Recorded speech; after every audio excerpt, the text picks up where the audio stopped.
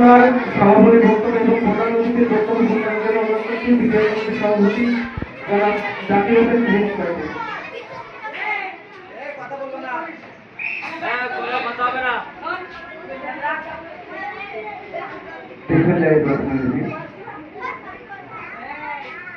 Ashashuni model সরকারি প্রাথমিক বিদ্যালয়ের প্রধান শিক্ষক বাবু নিরঞ্জন কুমার মন্ডলের বিদায়ী সম্বর্ধনা অনুষ্ঠানে প্রধান অতিথি আমাদের টিউ সাহেব, ইতিমধ্যে উনি বিদায় নিয়েছেন।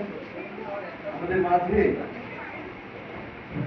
অনেকগুলো সরকারি প্রাথমিক বিদ্যালয়ের প্রধান শিক্ষক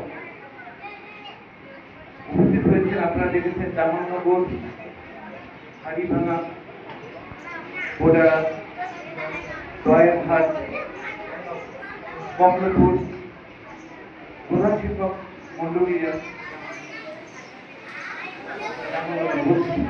এসএন স্যারের এই বিদায়ের দিনে সমবেদনা এবং কৃতজ্ঞতা জানানোর জন্য সাথে সাথে সহকর্মী সহ শিক্ষক মন্ডলী, সহকারী শিক্ষক মন্ডলীরা উপস্থিত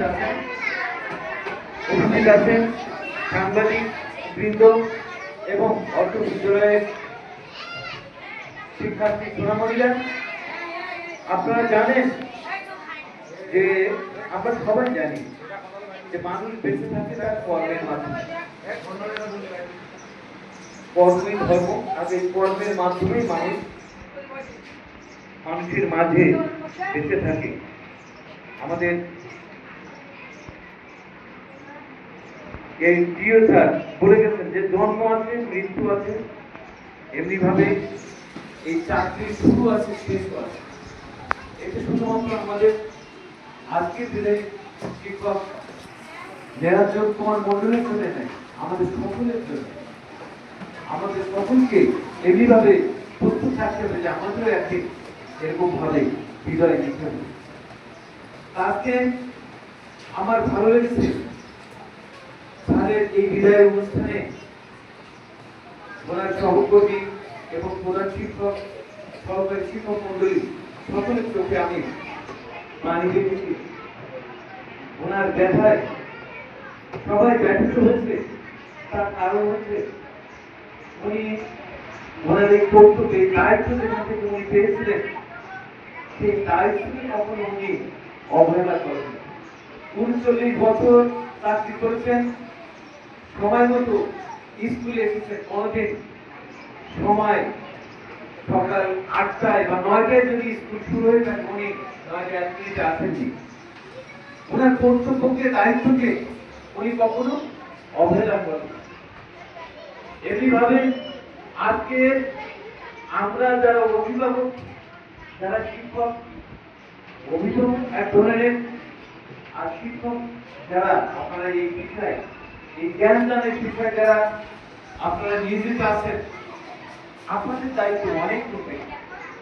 কারণ শিক্ষককে আমরা জানি দ্বিতীয় পিতা বলা হয়।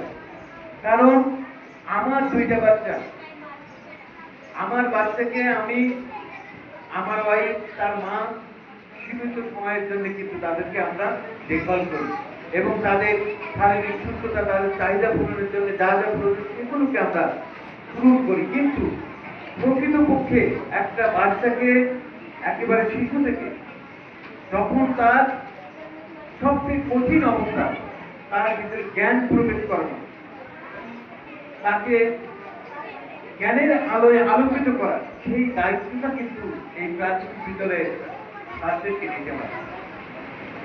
এইটা সবচেয়ে কঠিন দায়িত্ব বলে আমি মনে করি। এই যে জ্ঞান দান আপনারা দিয়ে বাচ্চাদেরকে আসলে হাঁটি হাঁটি পা পা করে তাদের ভবিষ্যৎ গড়ার জন্য যে ভিত আপনারা মজবুত করে দেন, এইটাই সবচেয়ে কঠিন। এই কঠিন দায়িত্বটা আজকে যেভাবে আমরা শুনেছি, সকলে বক্তা যারা বক্তব্য দিয়েছেন, নিরঞ্জন স্যারের কথা, উনি দায়িত্ব কর্তব্যে অবহেলা করেছি। এই বাচ্চাদের আমরা শত শত বাচ্চা আজকে আপনাদের মাঝে থাকে, সময় কিন্তু 7-8 ঘন্টা।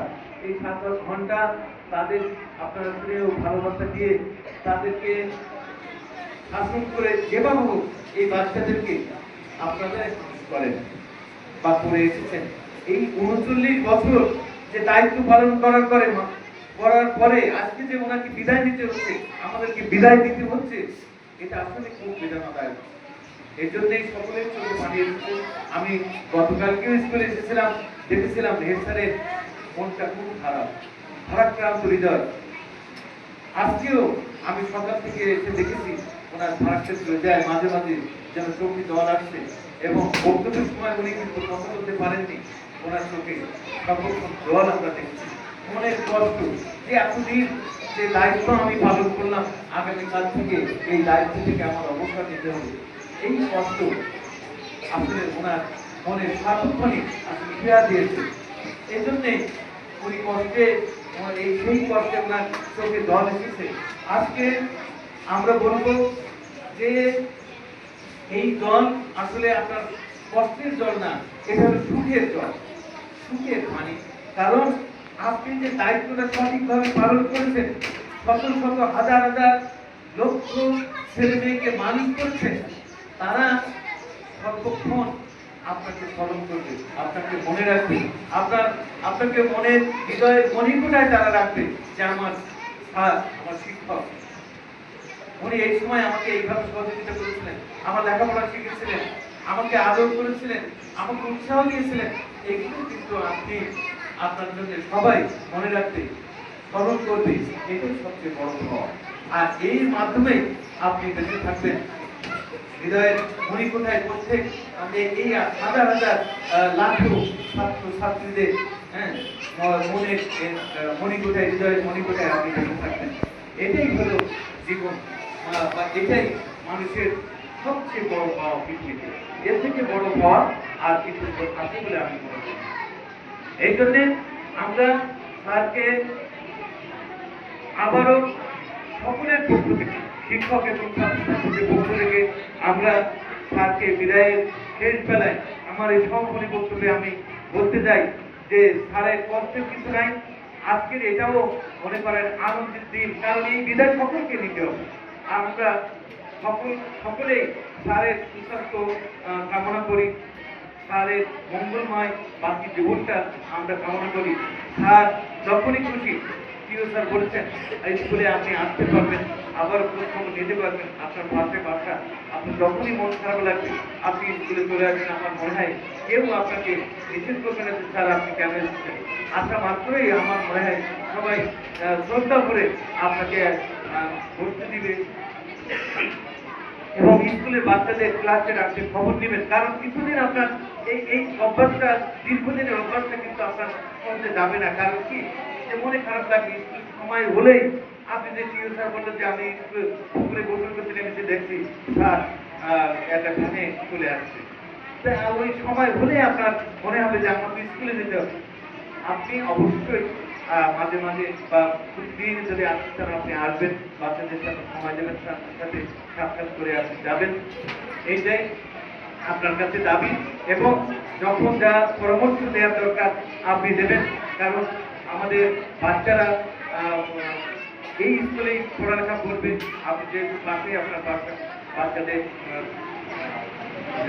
পরামর্শ দেওয়া, স্যারদের পরামর্শ দেওয়া আপনি দেবেন, এই আশা ব্যক্ত করে আমি আজকের এই সুন্দর অনুষ্ঠানে যে আয়োজন করেছে আমাদের শিক্ষক মন্ডলীরা, তাদেরকেও ধন্যবাদ জানিয়ে বাচ্চারাও যে দীর্ঘ সময় ধৈর্য ধরে এই অনুষ্ঠানে সময় কাটিয়েছে তাদেরকেও ধন্যবাদ জানিয়ে আমি আমার কথা শেষ করছি।